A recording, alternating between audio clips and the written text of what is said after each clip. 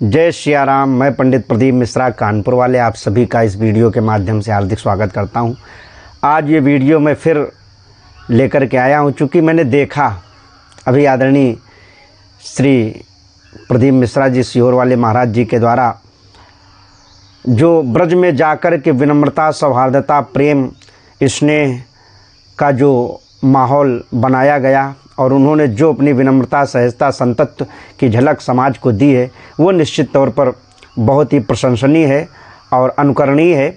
मैं बहुत बहुत उनको साधुवाद ज्ञापित करता हूँ, उनके चरणों में नमन करता हूँ, जिन्होंने समाज को एक नई दिशा और दशा प्रदान करने का काम किया है। और हम आपने देखा लाइव कई न्यूज़ चैनल के माध्यम से कि महाराज जी किस तरीके से सहजता के साथ श्री जी के मंदिर में पहुँचे और वहाँ पर जाकर के मत्था टेका। जरा ये वीडियो देखें हम लोग। जिस तरह समुद्र अगर शांत हो तो उसकी गहराइयों से मजाक नहीं करते, ठीक उसी तरह अगर महाकाल का भक्त अगर खामोश हो तो उसके स्वभाव से खिलवाड़ नहीं करते। आप लोगों ने देखा कि किस तरीके से बड़ी विनम्रता के साथ महाराज जी श्री जी का दर्शन कर रहे हैं, लेकिन वहाँ पर कुछ तथाकथित ऐसे भी लोग हैं जो छीना झपटी के लिए उतारू हैं। क्या साहब आप दर्शाना चाहते हो समाज को, क्या दिखाना चाहते हो? इस तरीके की अभद्रता, अश्लीलता करके आप कुछ हासिल करना चाहते हैं? अब इस वीडियो को देख करके और इस सारे प्रकरण को समझ करके यही हर एक जनमानस के मन मस्तिष्क तक बात पहुंच चुकी है कि ये विरोध केवल राधा रानी जी को लेकर के नहीं था। ये विरोध तो इन लोगों ने आदरणीय महाराज जी का किया है, प्रदीप मिश्रा जी का किया है, जिन्होंने सनातन के अलग संपूर्ण विश्व में जला दी है और जन जन तक भगवान महादेव की भक्ति का प्रचार प्रसार कर दिया। इन लोगों को ये बातें हजम नहीं हो रही और उसमें कुछ तथाकथित लोग आप लोग देख रहे थे इस वीडियो के माध्यम से कि किस तरीके से वो इतनी सरलता के साथ प्रणाम कर रहे हैं, लेकिन फिर भी उसमें खींचतान कर रहे हैं। ये अच्छी बात नहीं है। इसमें कौन लोग हैं ये हम आप समझ ही रहे हैं। ये निश्चित तौर पे हमारे समाज को बहुत ही गुमराह किया जा रहा है। ये विरोध जो था, ये विरोध श्री जी के लिए नहीं इन लोगों ने किया है, पितु इन्होंने वास्तविकता एक अपने लोगों ने ही अपने का पैर पकड़ के खींचने का प्रयास किया है और ये हमेशा होता रहा, आज भी कर रहे हैं।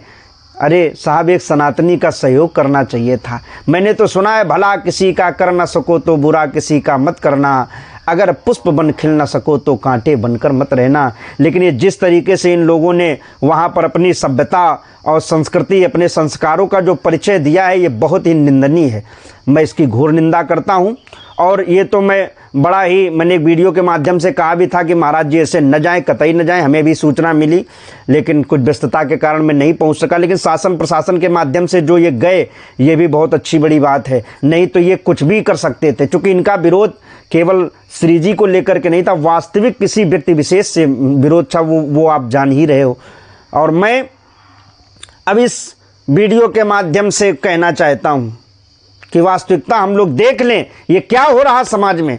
अभी एक कृष्ण पर उसने अभद्र टिप्पणी कर दी है, उसके खिलाफ कोई मोर्चा नहीं खोला गया है। और यहाँ एक छोटी सी बात को लेकर के जिसको इतना बहुत बड़ा काट छाट करके बनाया गया, वो मैं शुरुआत से कहता आ रहा हूँ। लेकिन मैं फिर से धन्यवाद निवेदित करता हूँ आदरणीय श्री अंतर्राष्ट्रीय कथा व्यास भागवत भूषण श्री पंडित प्रदीप जी मिश्रा सीहोर वालों का, जिन्होंने जन जन तक, अभी तक लोग केवल वृंदावन जानते थे, बरसाना जानते थे, गोवर्धन जानते थे, लेकिन अब तो रावल गांव भी जान गए और जहां राधा रानी की ससुराल है वहां भी जान गए। वहां भी लोगों की लाइन लगने लगी, लोग समझने लगे कि वहां भी राधा जी की ससुराल है, वहाँ भी कुछ विग्रह हैं, वहाँ पर लोग जाने लगे। वहाँ के पुजारियों के चेहरे पर रोचकता आ गई, प्रसन्नता आ गई, वहाँ के लोगों को रोजगार मिल गया है।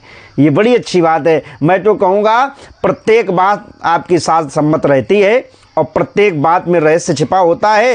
ये भले ही प्रकरण लोगों की दृष्टि में चाहे जैसा रहा हो, लेकिन एक समाज को नई दिशा और दशा प्रदान कर गया है कि जब जब कोई आगे बढ़ता है तो अपने ही पैर खींचने वाले तैयार हो जाते हैं, और जब जब कोई सनातन का प्रचार करता है तो उसके पीछे तमाम मिशनरियां लग जाती हैं, जिन्होंने ये हथकंडे अपनाए भी हमें देखने को भी मिला। अब हमें देखना ये होगा उन ब्रजवासियों से कि जो कृष्ण पर अभद्र टिप्पणी कर रहे हैं, कृष्ण जन्मभूमि के लेकर के जो हमारे देवकी नंदन भैया जी जो लगातार प्रयासरत, उनका कितना ये साथ देते हैं।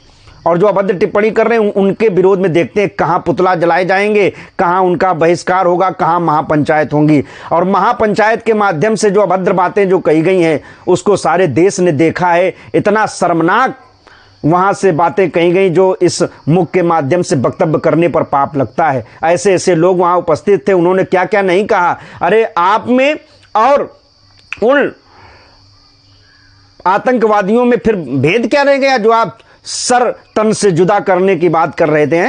क्या अभद्रता की। अरे एक छोटी सी बात को लेकर के उन्होंने माफ़ी भी मांगी, इसके बाद उन्होंने आने का आग्रह भी किया और हर बातें उन्होंने विनम्रता से स्वीकार कर ली। लेकिन आप लोग तो सीमाएं लांघते चले गए। बड़े बड़े वक्तव्य करने वाले लोग और बड़े बड़े मंचों से बोलने वाले, धर्म की दुहाई देने वाले, वो क्या क्या नहीं कह रहे थे।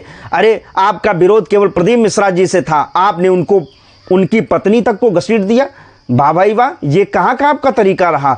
मैं तो ऐसे लोगों का घोर विरोध करता हूँ। निश्चित तौर पे मैया राधा रानी देख रहे हैं, भगवान कन्हैया जी देख रहे हैं और भोलेनाथ देख रहे हैं। अगर सच्चाई जिसमें है वो तो चलता रहेगा, और जो इस तरीके से अभद्रता करने वाले और लोगों में ऐसा भय का वातावरण बनाने वाले जो लोग हैं, इनको भगवान देख रहा है, उनको दंड निश्चित तौर पे देगा। प्रकृति की मार बहुत बड़ी होती है, हम सभी लोग जानते हैं। मैं इन्हीं शब्दों के साथ आप सभी को बहुत बहुत प्रणाम करता हूं, साधुवाद ज्ञापित करता हूं, समाज से आग्रह करता हूं, पहचानो कौन सच्चा है और कौन नकली है, कौन असली है। हर हर महादेव, जय सिया राम।